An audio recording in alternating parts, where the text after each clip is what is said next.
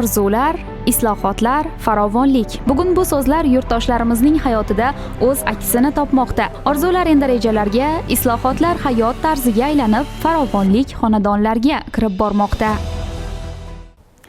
Kambag'allikdan farovonlik sari dasturi doirasida Farg'ona viloyatidagi 99 ta mahalla og'ir hudud sifatida tanlab olingan bo'lib, ularning 7 tasi O'zbekiston tumanida joylashgan. Bugun bu mahallalarda aholi turmush darajasini yaxshilash, infratuzilmani rivojlantirish va bandlikni ta'minlash borasida keng ko'lamli ishlar amalga oshirilmoqda.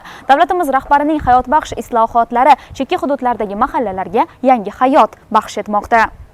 Farg'ona viloyatining eng chekka hududlaridan biri bo'lgan O'zbekiston tumanidagi Bozor-Yaypan mahalla fuqarolar yig'inida istiqomat qiluvchi aholi uzoq yillar elektr ta'minotidagi nosozliklar bilan yashab kelgan. Kambag'allikdan farovonlik sari dasturi doirasida mahalla infratuzilmasini yaxshilash uchun 3 milliard 59 million so'm mablag' ajratildi. Loyihaning asosiy qismi elektr tarmoqlarini yangilashga qaratilib, jami 5800 metr sip kabellar tortildi hamda eski simyog'ochlar beton tayanchlarga almashtirildi. Kambag'allikdan farovonlik sari dasturi asosida Bozor-Yaypan hududimizda elektr energiya ta'minoti yaxshilanish ishlari olib borilmoqda. Bu hududga 170 dan ziyod temir beton tayanchlar o'rnatildi. 2 ta transformator punkti o'rnatildi. 5 kilometr yangi zamonaviy sip kabellar tortish ishlari yakunlandi. Shu bilan birgalikda 200 dan ziyod xonadonlarni toza sifatli elektr energiya bilan ta'minlanadi. Avvallari bu hududimizda energiya yetishmasligi, uzilish holatlari qayta takrorlangan. Bu dastur asosida qurilishlar yakunlangandan so'ng bunday holatlar bartaraf etiladi, aholi toza sifatli elektr energiya bilan ta'minlanadi. Endilikda mahalla ko'chalarida chiroqlar yaltirab, kechki paytlarda ham hayot yanada jonlanmoqda. Aholi esa yillar davomida orzu qilgan yorug' ko'chalar, barqaror elektr ta'minoti va tinch turmush tarzidan mamnun. Bu kunlarda biz orzu qilganmiz, hammamiz shu kunlarga mana Xudoga shukr yetib keldik. Oldinlar svet o'chardi, sal shamol bo'lsa ham svet o'char edi. Yarmida bo'lsa yarmida bo'lmay qolar edi. Hozir endi Xudoga shukr hamma yoq yaxshi, ko'chalarimizda ham endi yorug'. Oldin ko'chalarda svet bo'lmagan.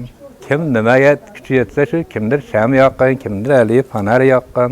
Shunaqa qilib o'tkazilganda endi. Shunaqa kunlarda boshimizdan kechirganmiz. Ana endi yangi liniyalar tortib, Xudoga shukr. Prezident tashabbusi bilan hamma joyda ta'mirlash ishlari olib borilyapti. Biz mahalla fuqarolari bundan xursandmiz. 3200 nafar aholi istiqomat qiluvchi Bozor-Yaypan mahallasida endi har bir xonadon farovonlik nuri bilan yorishmoqda. Yangilangan elektr tarmoqlari, zamonaviy yoritish tizimlari va mustahkam infratuzilma tufayli mahalla qiyofasi butunlay o'zgardi. 630 dan ortiq xonadonimiz, 1000 dan ortiq oilalar mavjud biz mahallamizda. Kambag'allikdan farovonlik sari dasturida bizni Bozor-Yaypan mahallamizga 3 milliard 59 million pul ajratilgan. So'nggi 5 yil ichida biz 8 ta mahallani asfaltlashtirdik. 5 ta ko'chani yoritish chiroqlar o'rnatdik. Mahallamiz 5 yil oldin jinoyatchilik ko'p bo'lib, qizil hududga tushgan edi. Hozirgi kunga kelib biz yashil hududga chiqdik. Mana shu dasturlar asosida amalga oshiriladigan ishlar bo'yicha mahallamiz aholisi juda ham mamnun. Shuningdek, qishloq aholisining asosiy daromadi dehqonchilik bilan bog'liq. Shu bois loyiha doirasida xonadonlarning ekin maydonlarini sug'orish tizimini yaxshilash maqsadida 1650 kilometr uzunlikdagi latoklar o'rnatildi. Natijada suv ta'minoti yaxshilanib, undan oqilona foydalanish imkoniyati yaratildi. Bu esa ekinlarning o'sishiga ijobiy ta'sir ko'rsatib, hosildorlikni oshirish va aholi daromadlarini barqarorlashtirishga xizmat qilmoqda. Avvallari shu ko'chalarimiz loy edi. Shu 5 yil oldin loylarda ishga borardik, maktabda ishlardim. Hozirgi kunda nafaqadaman. Mana chiroyli asfaltlar bo'ldi.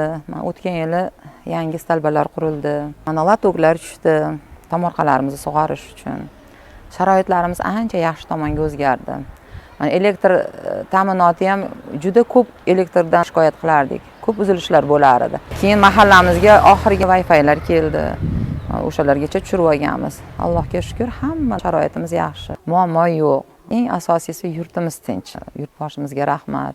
Bu ezgu ishlar eng avvalo davlatimiz rahbarining chekka hududlarni har tomonlama rivojlantirish, aholining farovonligini oshirish va har bir xonadonda munosib turmush sharoitlarini yaratishga qaratilgan e'tibor va tashabbuslari samarasidir.